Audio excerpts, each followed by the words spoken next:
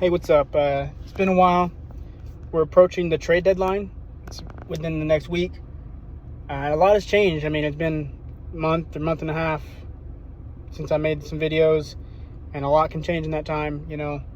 Some teams have turned their season around, and some have slowed down. Injuries, underperformance, all that kind of stuff. But I just want to talk about the Cardinals. They did win last night to go back to 500, but the game before they were 53 and 54, and that was the first time they fell under 500 this whole year. And a lot of people pointed to that to being the reason they should sell. And like I said, even when they were winning pretty early on, I said that they still should sell. There's several pieces on the roster that you don't see as long-term pieces, and especially in how competitive the National League. See, even if they, were holding a wild card spot and, we're a couple games up, I still think they should sell. They're out of the playoff picture right now, but, Dustin May, JoJo Romero, they should be dealt at the deadline. I think Riley O'Brien, he's been back and forth. He got off to a great start, and then now he's went through some struggles like kind of all relievers do. But I think you should look for options for him as well. But the guy that I'm interested, and I've seen some rumors float around, is Ivan Herrera. And at first I thought, no way, because he's only like 25 or 26. He's got 3 more years of control after this. He's been a plus hitter. He does DH. He's listed as a catcher, but he does DH probably most of the time. I think it's like he doesn't catch a whole lot. And I understand shopping him around, especially because you look at what Curtis Mead got you. Curtis Mead does have more control.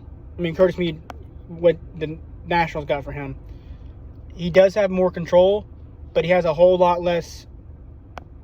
He's performing better this year, but a whole lot shorter track record of success. He's got like an 850 OPS. He did just get hurt the first game. He's going to be out probably the whole year, which sucks for him. But this is his first year of, being a above average hitter, well above average hitter. But Ivan has done that in the past. He's only rocking like a 750, a 760 OPS this year. But you could have him DH. You could have him catch some. And just the amount or lack of amount of right-handed bats that are going to be available at the deadline, I think you could capitalize on that here. I don't know what you target for him, because another reason why I could see them moving him is the organizational depth at catcher. You got Jimmy Crooks up. He needs a lot of opportunity. I could see Pedro Pajas being moved too. I don't think he moved both of them, but I could see Pedro Pajas being moved. He's a good defensive catcher. Or you could just stick around and be, the long-term backup that you keep around as depth, or just, a good defensive backup. I for sure thought he was going to get moved, but if you're shopping around Ivan Herrera, you probably want to keep him. But, our top prospect is Rodriguez. He's probably still a couple years out. He did get up to AA. I haven't checked how he's doing, but it was a big deal because he's still like 19 and he's up in AA. But you would still think that he's going to, at earliest, be like a September call-up next year, or more realistically, probably early 2028. So, you're going to give Jimmy Crooks a good amount of run. Leonardo Bernal, he probably gets up maybe even at the end of this year, or, early next year. So you have catching depth. But it's going to be hard to part with him. I know he doesn't give you a whole lot of value, just, this year being a slightly above average hitter at DH, but if you're also going to shop Newt Bar, like, those are two solid hitters in your lineup that you're going to be moving. Nootbaar's more understandable. He has a lot less control. And, I mean, you got outfielders that need some opportunities. Victor Scott, he's kind of shaping out to be a fourth outfielder. But, I forgot his name. Josh Baez, he needs some run at the end of the year. And he's a right-handed bat, so that could fit better because we got a lot of lefties still.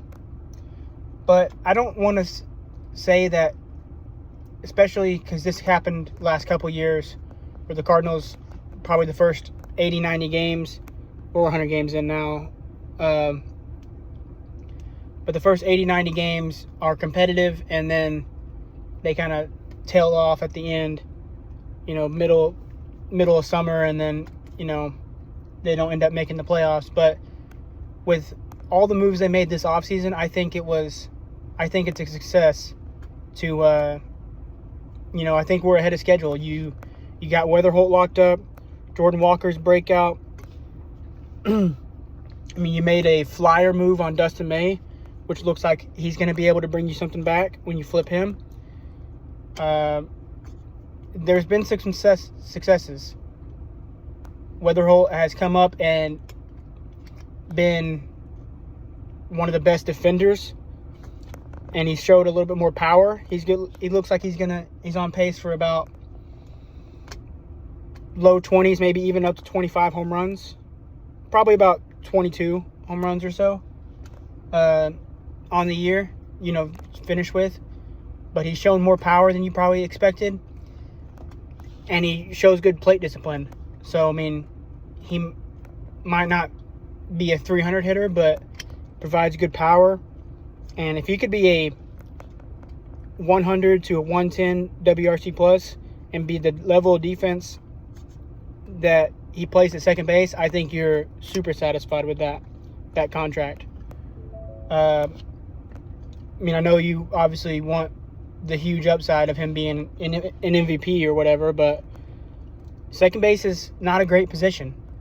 If he plays Gold Glove level defense at second base and is not an absolute black hole, if he's, most second basemen, you're getting like an 85 WRC plus. Guys like Bryson Stott, who are really good defenders, but, decent contact hitters with not a lot of pop. And I think Weatherholt has proven a lot more than that already. Walker, I know they've probably tossed around some extension talks, but I think you wait on that. I know he definitely made some adjustments, and he looks great this year. But his profile is so much more boom or bust, as you've seen. He came up in 23 and was really solid, and then 24 and 25 he was really, really bad.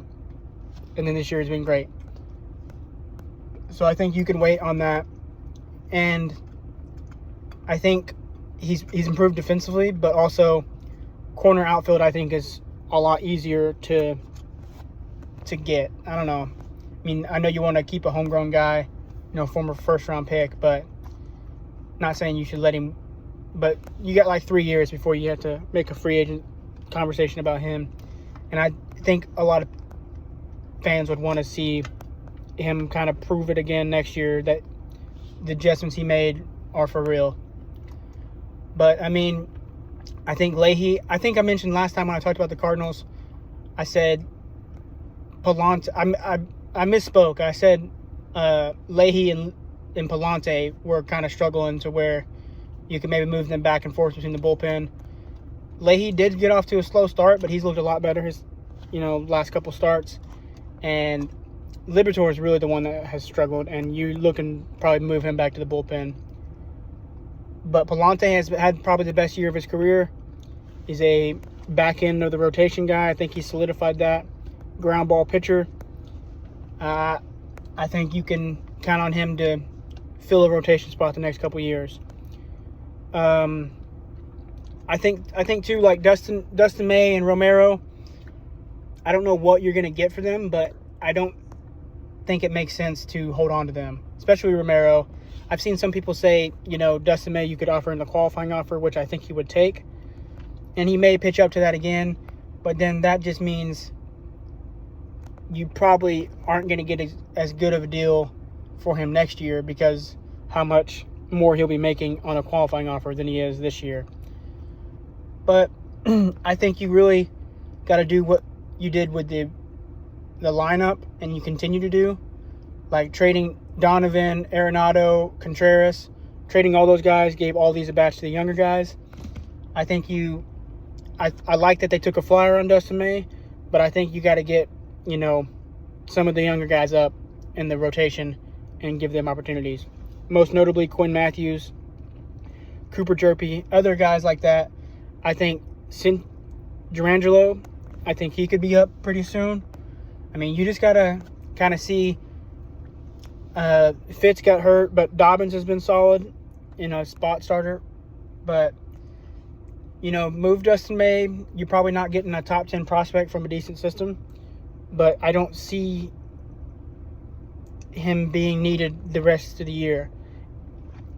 And you kind of saw that when he threw 5 scoreless last night, and everybody was giving him hugs in the dugout, to where, yeah, they could just be saying,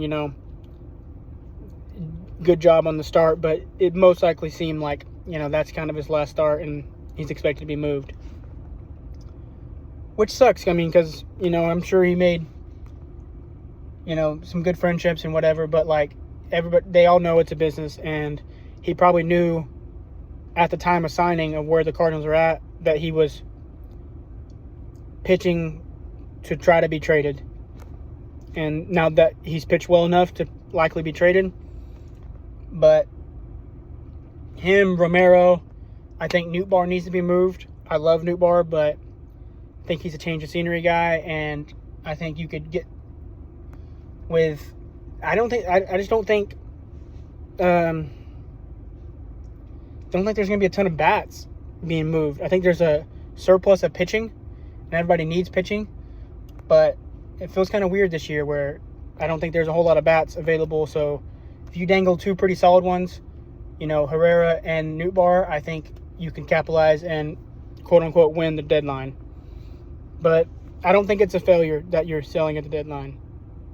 It was expected, but also the guys that you're going to likely move can bring you back something, and then a lot of the younger guys who you gave opportunities to have performed pretty well.